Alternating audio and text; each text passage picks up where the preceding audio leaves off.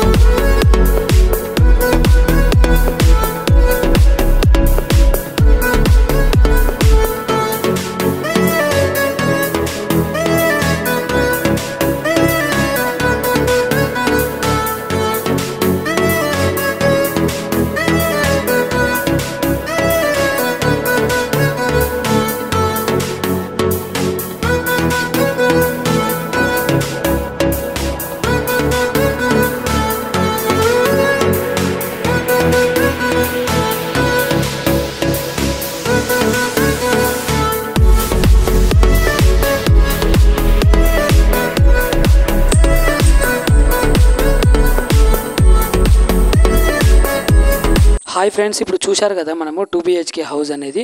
మీకు ఎలా అనిపించిందో ఒకసారి కామెంట్ సెక్షన్లో కామెంట్ చేయండి. అలాగే ఇప్పుడు మీరు ఒకసారి ఏరియా చూడండి, చుట్టూ సరౌండింగ్స్ కూడా చూడండి. వెల్ డెవలప్డ్ అయిన ఏరియా అనమాట. చుట్టూ కన్స్ట్రక్షన్స్ అయినా మంచి డీసెంట్ కాలనీ ఇది. వెల్ డెవలప్డ్ అనమాట. ఇక్కడ చూడండి, మీకు మొత్తం సరౌండింగ్స్ అంతా కనిపిస్తుంది కదా. చుట్టూ అలాగే అన్ని కాలనీలు అనేవి వెల్ డెవలప్డ్ ఏరియా, మంచి ప్రైమ్ లొకేషన్ అనమాట. సిటీకి చాలా అంటే చాలా దగ్గరలో ఉన్న ప్రాపర్టీ అనమాట ఇది.